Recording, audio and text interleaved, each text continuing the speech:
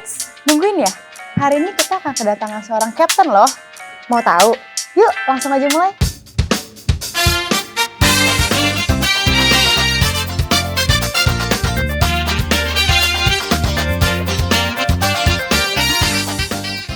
Halo para Cuan Troopers, apa kabarnya? Mudah-mudahan selalu sehat dan cuan selalu.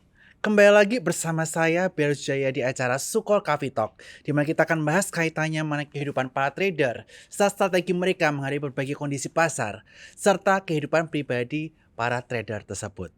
Dan pada hari ini kita kedatangan bintang tamu yang sangat luar biasa dan sangat fenomenal. Walaupun sedikit kontroversial, di mana ada tanggapan sudut pandang A, B, dan lain sebagainya, tapi sosok tidak tergoyahkan telah berpuluhan tahun di pasar modal Indonesia. Siapa lagi kalau bukan Kapten Gema Goyati. Halo. Apa kabar Kapten Gema? Thank you so much. Luar biasa Kapten, kehormatan kita bisa Aku yang kedatangan terhormat, sosok. Sukor Coffee luar biasa ini. Amin. Dan saya ini sebenarnya ngikutin Kapten Gema tuh udah lama banget nih. Dari awal tahun 2010-an, pertama Kapten Gema Tenar itu udah 10 tahun lebih. Masih ada, sekarang ada. Luar biasa, thank Selalu you. eksis. Mudah-mudahan nggak jadi legenda ya, tapi terus bisa catch up dengan generasi sekarang. Amin, mudah-mudahan Kapten. Dan juga Kapten Gema ini aku dari tadi notice nih, atas sampai bawah semuanya pakaian pilot nih. Wah, kalau ini pakaian happy, pakaian dugem Itu kalau ini. tuh. Oh iya, ini kebetulan tadi ada meeting tentang aviation, ya gitu.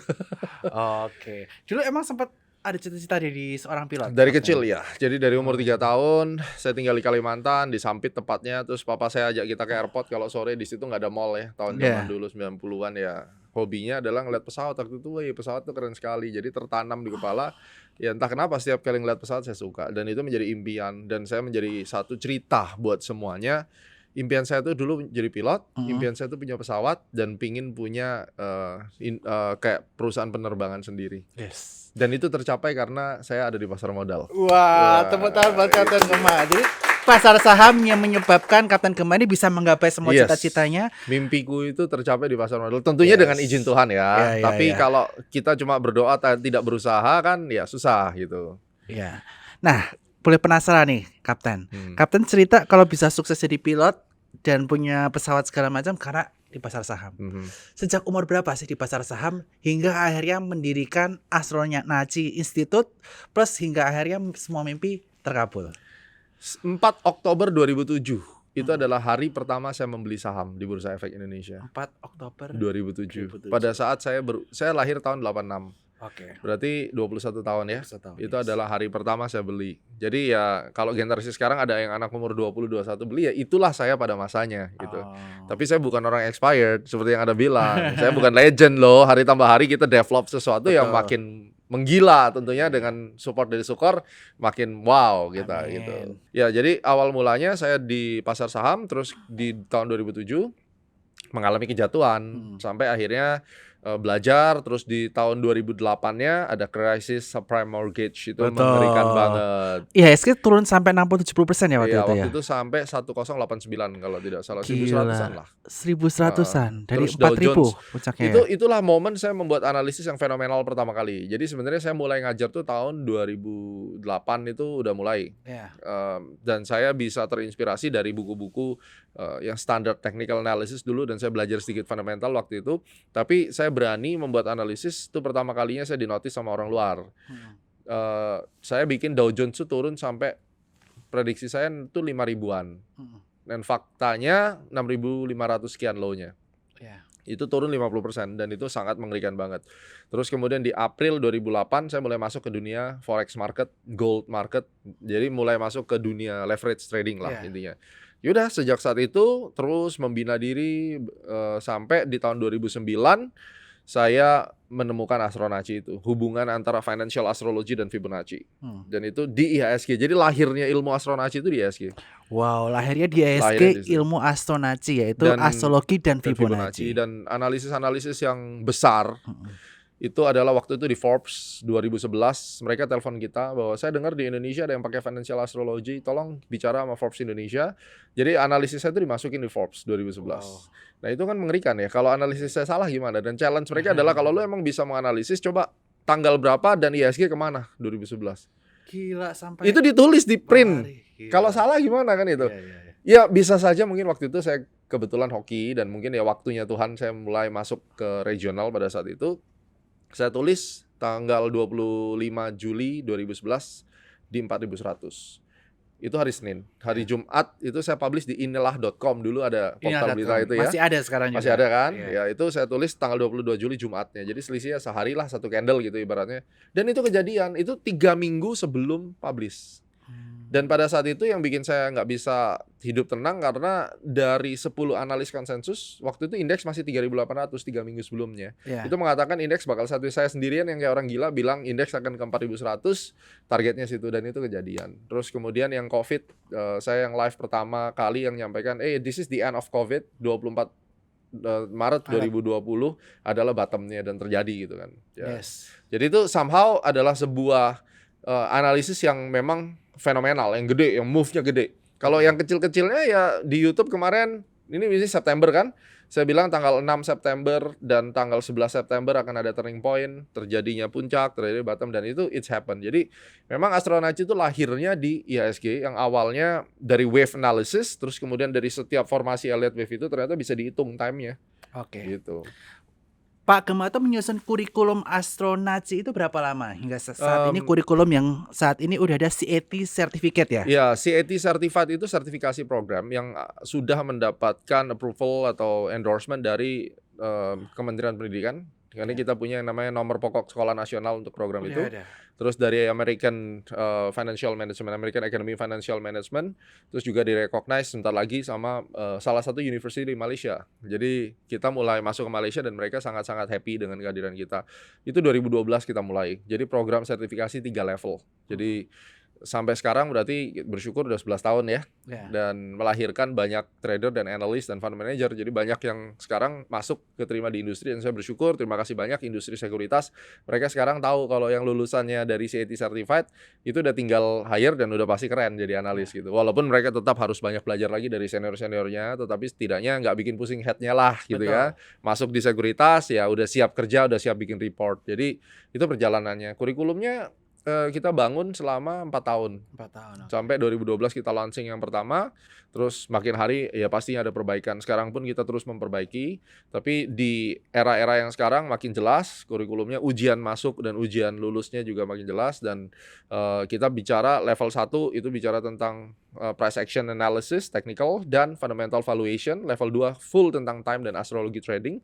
Level 3-nya itu tentang psikologi trading, money management, bisnis. Jadi kita ajarin mereka how to become entrepreneur, strategi apa dari sisi bisnis, business plan, business development, marketing, dan seterusnya. Itu adalah CAT. Wow, luar biasa banget ya. Kurikulumnya, tepuk tangan buat Kapten Gema dan Astronaci ya, yang udah memperkenalkan CAT kepada kita semua. Jadi buat teman-teman yang mau join CAT bisa DM ke @sukosekuritas atau ke @astronaci. Nanti kita akan bisa sampaikan kira-kira bagaimana untuk teman-teman join CAT. Nah, kita balik lagi nih ke pasar modal Indonesia yang mana Astronaci lahir di situ. Dan tentu saja Kapten Gema dari awal pasti pernah mengalami profit besar dan juga namanya loss besar. Betul. Nah, kalau boleh diceritakan nih Kapten, karena setiap dari kekalahan, dari kegagalan pasti kita belajar itu sesuatu. Pasti belajar sesuatu. Loss Pak saya paling besar di leverage market di gold. Ya. Profit saya paling besar juga dari gold. Oke. Tapi kalau kita bicara di saham, pertama kali saya invest 4 Oktober 2007 itu loss 30%. Loss 30%. Dari saham Bank Kapital. Waktu di IPO pertama kali saya beli di harga 250, habis beli langsung turun, nggak pernah ngerasain naik. Terus saya dapat duit dari jualan tiket. Saya dulu calo tiket. Oh, calo tiket juga. Jualan kue di jalan, calo tiket, semua lah saya lakuin. Yang penting bisa survive. Dapat duit ya waktu itu umur 21, saya punya uang 500 juta. Waktu itu udah gede banget. Mungkin overconfident. Saya belilah saham Jaya Paristil, JPRS zaman itu. Saya beli angka 200 juta. 200 juta saya nggak mikir kalau turun satu tik itu rugi berapa gitu ya. Begitu saya ngeklik 200 juta, beli pas di harga 830, saya ingat. Harganya drop. Satu lantai turun hilang 3 juta. Mata saya merah gitu. Gila lu, ini duit yang gua kumpulin tiba-tiba turun terus sampai saya muntah gitu. Oke. Saya freeze. Jadi saya ngerti rasanya gimana orang yang kejedot habis itu nggak bisa keluar tuh mual-mual. Akhirnya saya nggak berani cut loss karena memang nggak mungkin saya bisa cut loss. Uang satu-satunya saya masukin dan saya cuma bilang begini, nggak apa-apa deh, gue tungguin 10 tahun, ntar gue balik gitu. Tapi namanya manusia ya, dia sempat balik. Setahun kemudian dia balik ke 400-an. turun lagi nyelam, aduh tahu gitu gue jual ya. Iya. Tahun berikutnya balik lagi, turun lagi. Waduh, saya bodoh sekali. Yang ketiga saya bersumpah ini kalau balik lagi saya pasti akan jual. Beneran dong, balik lagi tahun 2011. Oke. Balik itu, Jual. saya jual di 480-an. Oke. 3 minggu kemudian harganya 1.100. Gila sakit hati banget itu. Waduh, Bro Bernard, itu tidak ada yang lebih menyakitkan daripada perjuangan gua 3 tahun, ya kan? Dan akhirnya pas gua jual yang ketiga beneran 1.100. Lalu saya pertanyakan, janji lu dulu kayaknya mau tahan 10 tahun deh. Iya. Dan saya yakin ini pengalaman dirasakan oleh semua orang. Benar. Iya dong. Benar. Itu dari sisi yang buruknya ya. Terus kemudian 2021, saya nggak perlu sebut nama, saya pingin iseng ngetes. Saya kena euforia, wih konstruksi keren. Oh ya udahlah, coba saya ikut influencer ini kayaknya keren deh gitu. Kayaknya semua saham yang dia bicarain, dia pom-pomin kok kayaknya naik. Iya. Ya udahlah, iseng-iseng bawa manggis lah, gue belilah 500 juta WSBP sahamnya. Iya. Ya you know at the end saya mesti ngapain. Ya udah sisa 100 juta udah cut loss lah, buang. Dan saya buang 400 juta itu ngerasain. Terus kemudian di 2015 saya tidak sebut sahamnya, tapi saya 2015 saya aktif sebagai di saham. Mulai tahun 2013, 14, 15 saya pensiun. Jadi kalau orang bilang tentang bandarmologi ya saya pernah jadi walaupun sekelas kecil lah, kelas teri. Saya jangan disamain sama gede-gede, tapi saya tahu exactly how all that game. Karena saya punya sekuritas juga, which is salah satu cabangnya dari Sukor juga kan. Jadi betul. How the dealer works, ya kan. Nah itu saya rugi lumayan gede karena ada 2 trip waktu itu saya jadi. Yang pertama, I make a lot of money. Yang kedua, emitennya nakal, nggak komit. Jadi yang namanya kontraktor terjerat sendiri bersama emitennya dan dia nggak dibalikin. Saya rugi di atas 10M tuh. Wow, gila banget ruginya. Banyak. Jadi usia saya mungkin waktu itu ya belum nyampe 30, hampir 30. Dan I lose that money gitu. Pelajarannya apa yang dari kekalahan-kekalahan yang Jangan sombong jadi orang. Jangan sombong. Jadi kalau kita mau jadi trader, bertemanlah, punya hati yang bersih. Dan trader investor tuh sama aja. Sekarang kan ya you know lah, ada orang yang selalu mendiskreditkan kayaknya trader itu seakan-akan profesi judi gitu. Benar. It's not true. Even fund manager pun juga melakukan trading untuk nurunin harga rata-rata. Jadi jangan ngejudge. Kalau Anda benar-benar trader yang sukses dan profit dan you do the trade by yourself, you will be humble man. Karena Anda tidak punya ruang di dalam hati dan pikiran untuk menjadi orang yang sombong gitu. Betul. Dan setiap kali saya sombong, market tuh pasti ngehajar gue habis sudah. Benar. Gitu. Kalau kita sombong, market will make us humble ya. Iya, Setuju. itu. Jadi kalau misalnya kita lihat ya, aduh ya influencer tengil banget. Pertanyaan saya ya iyain aja deh. Lu belum tentu trading, lu mungkin cuma jualan seminar dan lu ngejelek-jelekin orang. Dan ini yang terjadi di ekosistem Indonesia sekarang. Iya. Terjadi perpecahan besar yang mana saya ngobrol sama teman-teman di International Federation Technical Analysis ya di worldwide itu. Saya tanya satu-satu, fenomena yang di Indonesia terjadi nggak? No.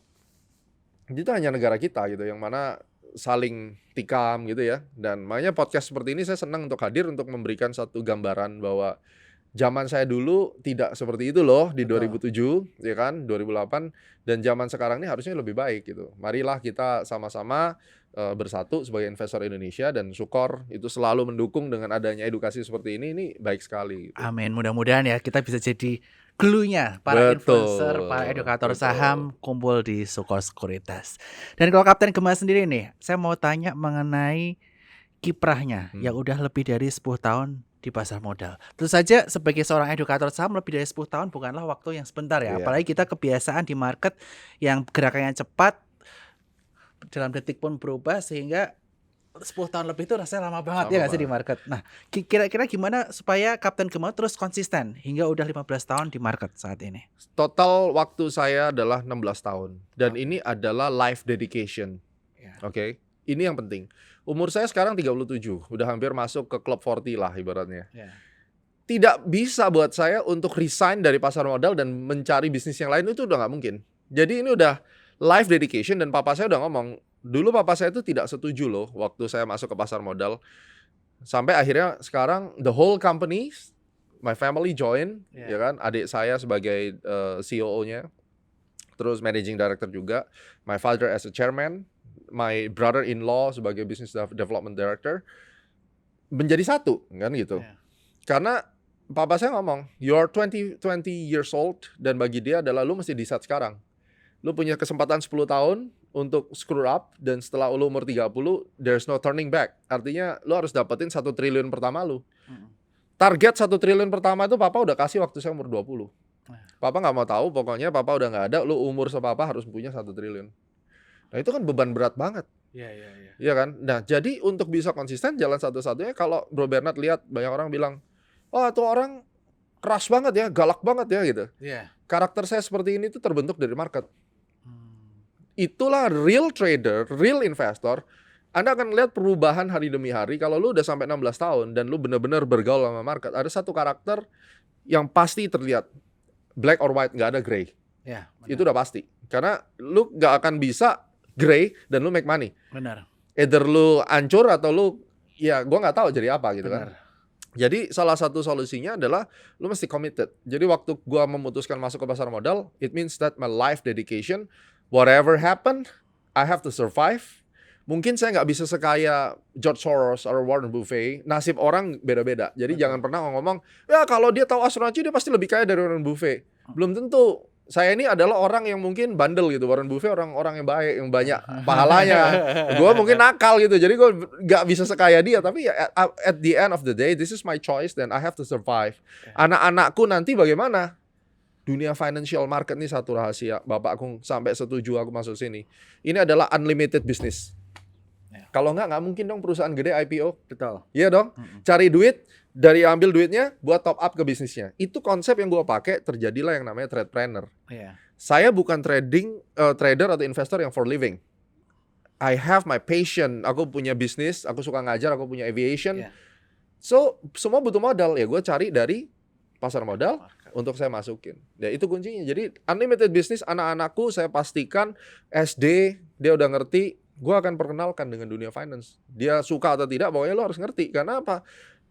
Salah satu reason papa saya setuju saya masuk sini dulu adalah dengan lo menjadi seorang analis, lo akan mempelajari isi perut semua go public company dan lo akan mengerti modal bisnis orang. Dan itu membantu banget.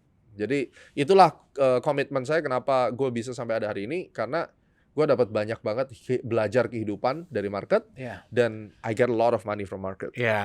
Dapat banyak pelajaran dari kehidupan, dapat banyak uang dari market. Itu yang bisa kita dapat di market. So buat teman sekalian, cuan-tupers jangan ragu ya untuk kita tetap stay di market dan mudah-mudahan kita bisa berjuang belasan tahun hingga puluhan tahun bersama Kapten Gemma juga. Amin. Di Capital Market Indonesia.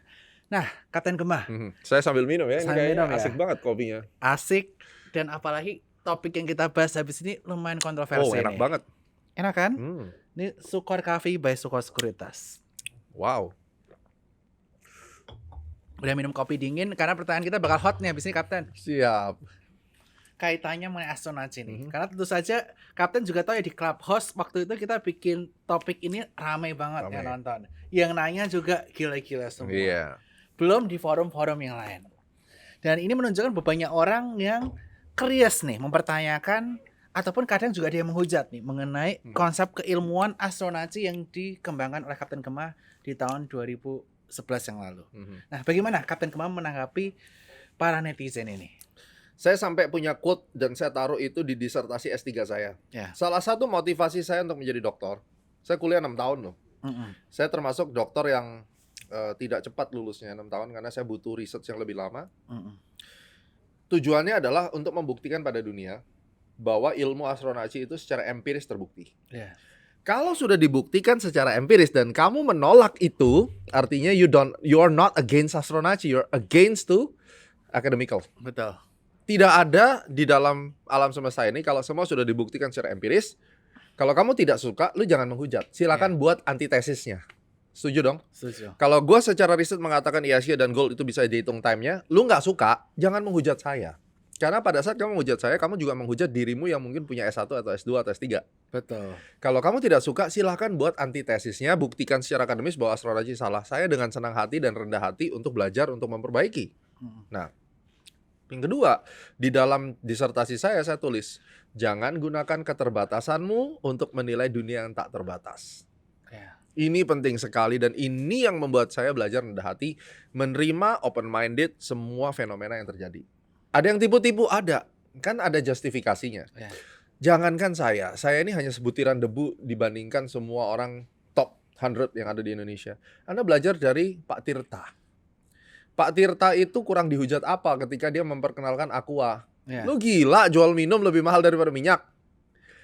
Itu satu. Kedua, orang bisa terbang. Zaman yang namanya Wright Brothers bikin pesawat diketawain. Betul.